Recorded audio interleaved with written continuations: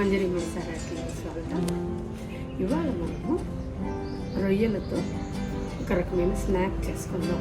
పిల్లల ఫేవరెట్ ఇవి ఏంటంటే క్రిస్పీ ష్రింప్ డబుల్ కోటింగ్తో చాలా బాగుంటుంది. పిల్లలు చాలా ఎంజాయ్ చేస్తారు. ఓకేనా? ఈవినింగ్ స్నాక్ కానీ పార్టీస్లో కానీ ఏదైనా కానీ బాగుంటుంది. రెసిపీలో కలుద్దాము. కావాల్సిన పదార్థాలు ఏంటంటే పచ్చి రొయ్యలే. పచ్చి రొయ్యలకి ఏం చేస్తామంటే దీనికి తోక ఉంటుంది, టెయిల్. అదే అందం అనమాట, హోల్డ్ చేసుకొని తినటానికి.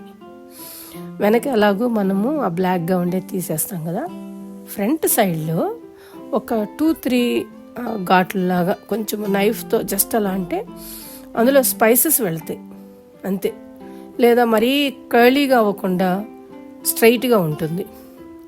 స్ట్రైట్గా ఉండాలంటే ఇంకో పద్ధతి కూడా ఉంది, ఇది ఈజీ పద్ధతి అంతే.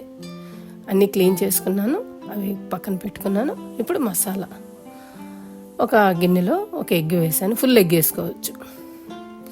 దాంట్లోకి కొంచెం అల్లం వెల్లుల్లిపాయ పేస్టు, పెప్పరు, సాల్టు, కొంచెం ఇదేంటంటే కాంటినెంటల్ స్టైల్, కారం వేయటం లేదు, ఇండియన్ స్పైసెస్ ఏం వేయటం లేదు, జస్ట్ ఆ పెప్పర్తోనే వస్తుంది అనమాట మసాలా. సింపుల్ పద్ధతి, మనకి ఎలా కావాలంటే అలా. మీరు కావాలంటే కొంచెం లూజ్గా కూడా చేసుకోవచ్చు. మళ్ళీ లూజ్గా చేస్తే ఏమవుతుందంటే ఆయిల్ అంతా పాడైపోయి పిండి పిండి అయిపోయి ఉంటుంది అంతే. ఫస్ట్ మసాలాలు కలుపుకుంటే అప్పుడు ముక్కల్లోకి చక్కగా వెళ్తుంది. అలా కాకుండా చేపల మీద రొయ్యల మీద వాటి మీద మసాలాలు వేస్తే చాలాసేపు కలపాలి. దానికన్నా ఇది ఈజీ పద్ధతి. చెక్ చేసుకొని దాంట్లోకి కొంచెం పిండి సరిపోయిద్దా లేదా అని చూసుకోవటం. ఇది కూడా ఒక 1 అవర్ నానితే, ఎప్పుడైనా కానీ నానింది సోక్ అయ్యింది చాలా బాగుంటుంది. ఇంకా కావాలంటే ఓవర్ నైట్ కూడా అన్నీ కలిపి ఫ్రిడ్జ్లో పెట్టుకుంటే ఇంకా చక్కగా వస్తుంది. టేస్ట్ మారిపోద్ది. అప్పటికప్పుడు చేసిన దానికి కొంచెం నెమ్మదిగా ప్రిపేర్డ్గా ఉన్నదానికి ఉంటుంది. దాన్ని నేనేం చేశానంటే 2 అవర్స్ పక్కన పెట్టా. ఇది బ్రెడ్ క్రమ్స్ అనమాట. బ్రెడ్ క్రమ్స్లో మనం డిప్ చేస్తే అప్పుడు పైన కోటింగ్ క్రిస్పీగా వస్తుంది. కేఎఫ్సి కానీ ఇట్లా చాలా ఉంటాయి కదా, ఆ స్టైల్లో అనమాట. ఇది కంప్లీట్గా ఆ వెట్ అంతా వెళ్ళిపోయి ఆ బ్రెడ్ క్రమ్స్ మొత్తాన్ని పీల్ చేస్తుంది. అప్పుడు ఫ్రై అయినా కూడా చక్కగా వస్తుంది అనమాట.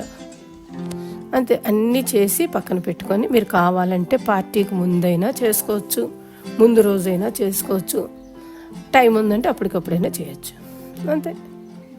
దాన్ని మళ్ళీ ఒక్కొక్కటి ఇప్పుడు ఏంటంటే నూనెలో వేసేటప్పుడు ఒక్కొక్కటిగా వేసుకొని అది కరెక్ట్గా ఫ్లాట్గా వెళ్తుందా లేదా అని చూడాలి. జనరల్గా రొయ్యలు ఏంటంటే ముడుచుకుపోతే లుక్ బాగోదు, కర్రీ అయిపోద్ది అంతే.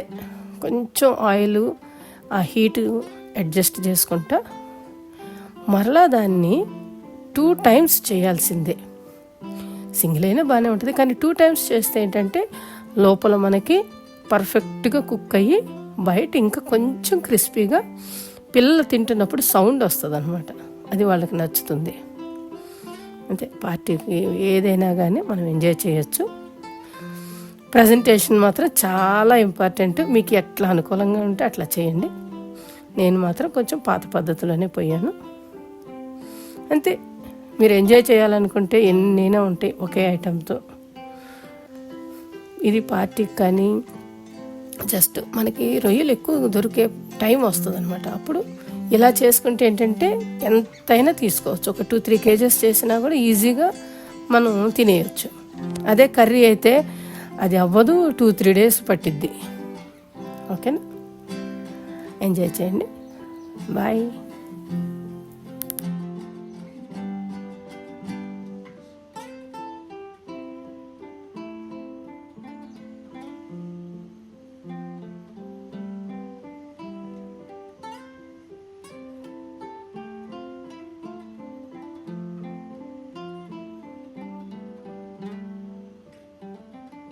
Hi, today we're going to be tasting shrimp.